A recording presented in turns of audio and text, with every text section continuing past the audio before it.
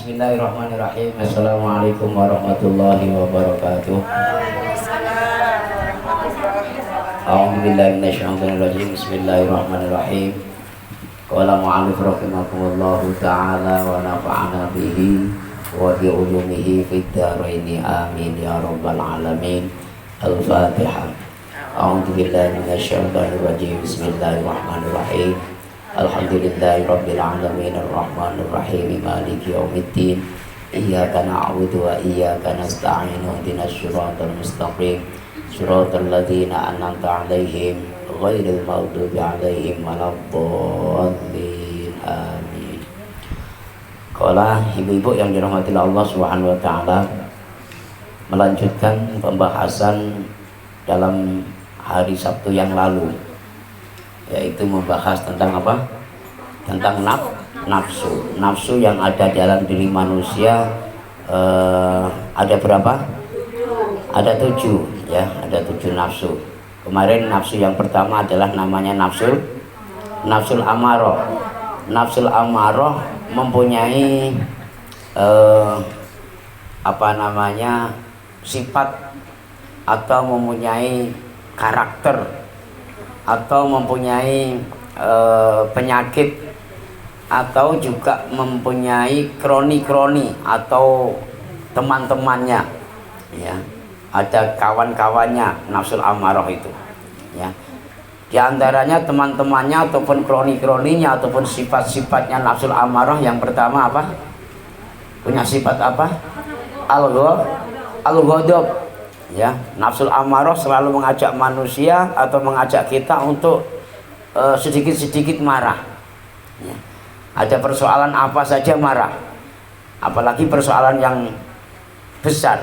Persoalan yang kecil saja itu kadang menguap ya, mengajak diri kita untuk marah, sehingga kadang-kalanya manusia tidak sadar kepancing dengan nafsul amarahnya yang punya sifat marah atau sifat ghadab ini, itu nanti akan menjadikan sebuah hal yang mengakibatkan satu hal yang fatal. Sebagaimana contoh, ketika seorang suami lagi menghadapi masalah dengan istrinya atau dalam rumah tangganya, sehingga masalah itu tidak ada jalan solusinya, atau mungkin berantem, sehingga berantem itu mestinya muncul sifat marah. Setelah marah akhirnya keceplosan suami itu, ya udah kalau memang nggak mau diatur aku ceraikan kamu, ya kan? Jatuh talak enggak? Jatuh talak kan? Ya, jatuh talak karena sudah diceraikan ya. Setelah itu karena suami sadar begitu selesai marahnya bahwa tadi ketika marah mengucapkan kalimat talak. Setelah sadar akhirnya seorang suami nyesel. Begitu 2-3 hari tidur sendirian di kamar, nggak ada guling yang gerak-gerak ya. Merasa kesepian. Istri tidur di kamar depan, suami tidur di kamar belakang, atau sebaliknya. Nggak taunya malam-malam mulai gremet-gremet ya, keluar dari kamar mau masuk ke kamar istrinya. Ternyata begitu mau buka pintu sadar, loh kan beberapa hari yang lalu saya menjatuhkan talak dengan istri saya ya. Fatal nggak jadinya, Bu? Kalau dipaksakan untuk bisa bertemu dengan istrinya sehingga melakukan hubungan suami istri, berdosa apa dapat pahala? Gara-gara apa? Gara-gara penyebab talaknya tadi apa? Marah. Nah, ini harus hati-hati ibu-ibu ini. Jangan cuma ngaji saja, bertahun-tahun ngaji tapi tidak sedikit pun mampu mengendalikan emosi, mengendalikan sifat marah. Ya, sama dengan posisi ustadz juga sama. Ya, seorang ustadz yang dikasih oleh Allah seorang murid yang degil-degil, yang nakal-nakal, nggak mau nurut. Ya, kelihatannya sami'na wa ata'na, dengerin saja tapi masuk telinga kanan keluar telinga kiri. Kalau bahasa orang Singapura bebal. Apa? Bebal. Itu gurunya juga harus sabar. Ya. Kalau seandainya marah pun juga pura-pura marah, dimarahin juga nggak ada efeknya, sama aja. Daripada apa namanya mengikuti rayuan-rayuan nafsu sehingga nanti ditangkap oleh iblis, nggak ada manfaatnya, ya udahlah, slow aja bro katanya. Santai-santai aja bro. Ya, kemarin itu sifat ghadab atau sifat amarah. Ibu-ibu yang dirahmati Allah Subhanahu wa taala, kemudian yang kedua, ya dicatat suatu saat nanti saya lupa, ketika hari Sabtu yang akan datang saya bisa bertanya sampai di mana pelajarannya. Sifat amarah yang kedua adalah asyahwat. Apa itu, Bu? Asyahwat yang artinya itu mempunyai keinginan duniawiyah yang sangat kuat. Ya, mempunyai ambisius tentang adanya duniawiyah yang sangat kuat, sehingga lemah tentang urusan akhirat. Kalau berbicara masalah duit yang tidak penting dipenting-pentingkan, tapi kalau berbicara masalah agama, berbicara masalah jamaah, berbicara masalah perwiridan, walaupun itu penting dianggap tidak penting. Itu kan ada ketuanya, ada sekretarisnya, ada bendaharanya, nggak usah ikut-ikutan lah. Biasanya seperti itu. Tapi kalau nanti udah urusan duit, nggak peduli ketua, sekretaris, bendahara, anggota, aku punya hak loh untuk usul gitu. Biasanya seperti itu. Betul nggak, Bu? Sering terjadi nggak di masyarakat? Sering terjadi nggak pada umat di akhir-akhir zaman seperti ini? Maka syahwat ini akan muncul di dalam dada kita, di dalam nafsu kita, untuk selalu menyintai, untuk selalu senang, untuk selalu mahabbah tentang adanya urusan-urusan dunia. Ya. Nggak usah kita menyinggung, kita berbicara apa adanya saja, belak-belakan saja. Ya, kita juga manusiawi, hidup di dunia, nggak bisa lepas daripada dunia. Kita senang dengan dunia, ya, apalagi duit, termasuk syahwat terhadap suami, syahwat terhadap anak, syahwat terhadap kerjaan, syahwat terhadap ma'isyah, ya, dan lain sebagainya. Itu selalu muncul di dalam kolbu seseorang, selalu muncul di dalam hati manusia yang berupa nafsu akan bergairah dan akan menggelora di dalam kolbu seseorang, sehingga tanpa disadari itu akan meracuni di dalam kolbu seseorang. Nah, ini ibu yang dirahmati Allah Subhanahu wa taala, maka kita fungsinya ngaji itu paling tidak bisa memanage atau mengatur, ya, dan membuat kita bisa hidup itu balance. Urusan dunia juga oke, urusan akhirat juga lebih oke. Ya, ngerumpinya tiap hari nggak masalah, tapi ibadahnya juga tidak kalah dengan ngerumpinya. Harusnya seperti itu, jangan malah terbalik.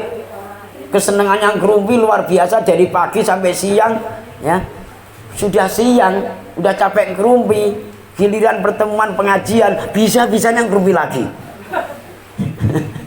Ya kan, wah kesempatan ini ngomong ketemu sama Bu Wini misalnya kan, ngomong ngalor itu mbak karu-karuan. Bu Wini juga sama, ngomong kesempatan di sini ada Bu Rita, ya, kalau mau ketemu sama orangnya pun susah. Ini mas kebetulan pada satu majelis taklim, kesempatan lah ngomong ngalor ngidul mbak karu-karuan, ya.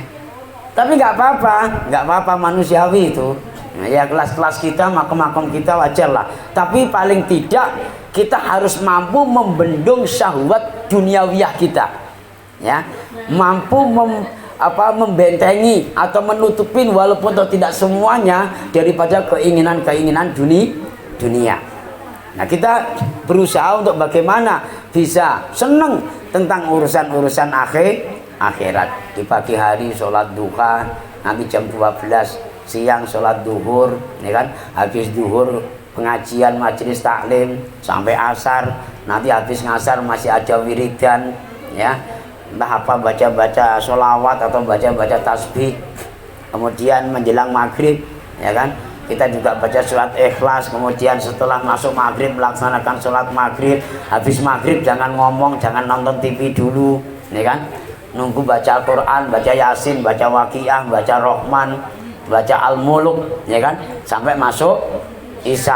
Habis Isya melaksanakan sholat Isya. Setelah sholat Isya wiridan baca sholawat nariyah 11 kali, membaca sholawat jalbur rizki 11 kali, membaca surat Al-Insyirah 9 kali, ya kan?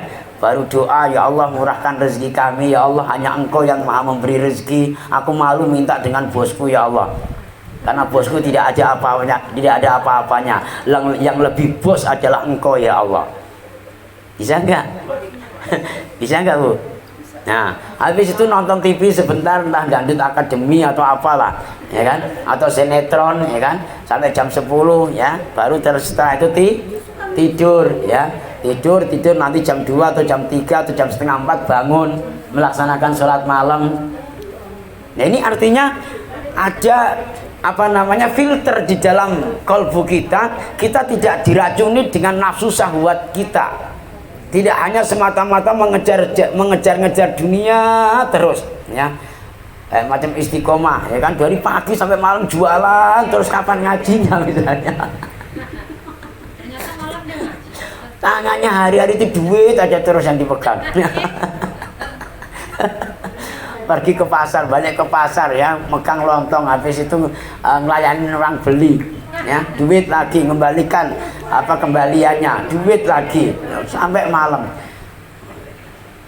Tapi alhamdulillah walaupun toh sedemikian itu masih ada waktu yang disisipkan untuk ngaji. Ini artinya masih ada filter di dalam kalbu kita. Maka perlu diingat kepada ibu-ibu semua, kita jangan sampai didorong dengan nafsu syahwat duniawiyah kita sangat besar. Ya. Kita sadar atau tidak suatu saat nanti akan mencelakakan kita. Karena gara-gara dengan nafsu syahwatiyah tentang dunia ini, itu banyak yang menjerumuskan manusia ke dalam jurang kesengsaraan. Kita miskin ya, ketika kita miskin, banyak wiridan, banyak amal, banyak perbuat, banyak zikir, banyak wirid, banyak doa, banyak bangun malam minta rezeki sama Allah ya. Saking senangnya kita pengen punya duit, saking senangnya pengen kita laris jualan kita, saking senangnya supaya usaha kita berhasil, kita menjadi orang yang sukses, bisa menjadi pegawai bank misalnya kan. Ya, tidak seperti itu. Alhamdulillah dikabulkan oleh Allah. Tapi kesenangan tersebut ya akhirnya membuat kita lalai dengan Allah. Tidak sedikit contoh-contohnya bisa kita lihat ketika orang itu masih susah. Nah, itu usahanya, ibadahnya luar biasa, tapi begitu sudah berhasil, sempat ngaji enggak? Sempat wirid enggak? Loh, ini nafsu syahwatiyah kita, sadar atau tidak di dalam diri kita itu ada, Ibu. Dan kadang-kadangnya kita tidak sadar kalau itu diajak dengan nafsu syahwatiyah kita. Ketika kita belum punya anak ya, dukun didatengin supaya punya anak, dokter didatengin supaya punya anak, ustadz, kiai, habib dimintain doa supaya cepat punya anak. Banyak wiridan-wiridan dari ustadznya, dari kiainya, bacalah ini, bacalah itu dan seterusnya. Tapi begitu punya anak, bisa ngaji atau tidak? Nggak bisa ngaji, malah jadi sumber malapetaka di dalam keluarga. Ya bagaimanalah bertahun-tahun nggak punya anak, begitu punya anak ya lagi imut-imutnya, lagi seneng-senengnya disentil dengan anak tetangga, ngamuk nggak kita? Ngamuk. Yang kita ngamuk anak tetangga. Akhirnya gara-gara kita punya anak ribut dengan tetangga, bertahun-tahun tidak tegur siapa ya, sampai 7 lebaran pun nggak pernah tegur siapa. Nah, ini gara-gara nafsu syahwatiyah yang tidak terkontrol di dalam diri manusia. Maka kata Kanjeng Nabi, boleh saja engkau mencintai dunia, boleh saja engkau senang dunia, tapi jangan mengalahkan engkau cinta kepada Allah Subhanahu. Jangan mengalahkan engkau senang kepada Allah Subhanahu wa ta'ala. Karena kita harus sadar bahwa inna lillah wa inna ilaihi rajiun. Suami yang selama ini kau bangga-banggakan, tampaknya suamiku sangat bertanggung jawab, penuh kasih sayang, kemesraannya sangat luar biasa, pedulinya sama saya luar biasa. Sebesar itukah cinta engkau, ya kan? Tapi engkau harus sadar bahwa suatu saat dia ataupun mereka akan meninggalkan engkau. Paham, Bu? Ya. Akhirnya kita apa? Kejebak dengan kecintaan kita terhadap makhluk Allah, sementara kita tidak sedikit pun cinta dengan zat yang membuat makhluk Allah. Paham, Ibu? Paham, Bu? Sadar nggak kira-kira Bu? Ini makanya gara-gara apa namanya punya duit, gara-gara punya anak, gara-gara macam-macam lah, sehingga membuat kita lalai dengan Allah Subhanahu wa taala. Padahal dalam ayat Al-Qur'an ditegaskan bahwa la tulhikum amwalukum wala auladukum an dzikrillah. Janganlah gara-gara harta bendamu dan anak-anakmu membuat engkau lalai dengan Allah Subhanahu wa taala. Ini sudah diadang oleh Allah. Allah ngasih anak kita, Allah ngasih rezeki kita. Tapi sebelumnya sudah dikasih tahu oleh Allah, jangan ya Wini, kau aku kasih suami, kau aku kasih anak, aku kasih duit, terus engkau lalai dengan aku. Ketika engkau lalai dengan aku, suatu saat aku akan murka kepadamu. Paham Ibu? Kalau ibu-ibu ditinggal selingkuh suaminya, marah apa seneng? Masa sih bukannya nggak seneng? Selingkuh ya, ditinggal selingkuh sama suami seneng apa tidak? Ya, seneng apa marah? Seneng apa marah? Marah kan? Ibu pernah membayangkan nggak kalau Allah selama ini sudah memberikan kesehatan ibu, memberikan rezeki ibu, memberikan suami ibu, memberikan anak ibu, selama ini kau selingkuhi ya?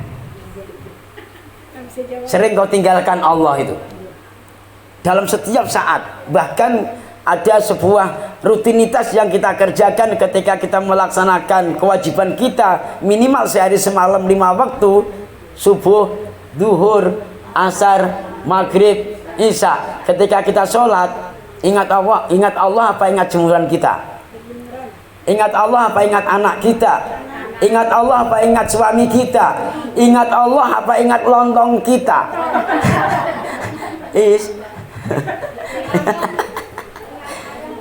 Nggak nyinggung ini, nggak nyinggung ya, nggak nyindir. Kita berbicara realita, kita berbicara fakta. Betul Ibu?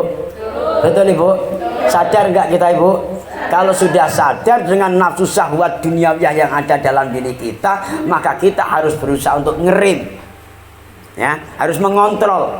Kalau kita peduli kepada Allah, kita peduli kepada akhirat, maka duniamu akan ikut. Tapi kalau kita peduli dengan duniamu, akhiratmu tidak akan pernah ikut. Kalau engkau mengurusin urusan Allah, Allah akan mengurusin urusan kita. Tapi kalau kita tidak mau mengurusin Allah, Allah muak dengan kita. Saking muaknya Allah, dikasih ujian oleh Allah, suami tidak sayang lagi sama istrinya ya. Kemudian rezeki semakin menjauh, jualan bukan semakin sukses malah semakin bangkrut ya kan, ngaji bukan semakin baik malah semakin jadi provokator. Iya, gimana? Ini murka Allah ya. Itu yang dari kecilnya saja. Nanti yang besarnya, sampai sekarang adanya wabah virus corona, itu termasuk bagian daripada murka Allah terhadap hamba-hambanya, termasuk kita semua. Lebih banyak ngaji apa nonton TV? Ya, lebih banyak zikir apa mikir? Lebih banyak ngamal apa ngomel? Nah, jujur kan? Bagaimana Allah nggak murka ya? Hanya 5 waktu saja sehari semalam untuk inna sholati wa nusuki dan seterusnya, tapi tidak bisa itu karena Allah ya kan? Kelihatannya khusyuk dingkluk betul kayak gini kan, sampai wajahnya nggak ketutupan.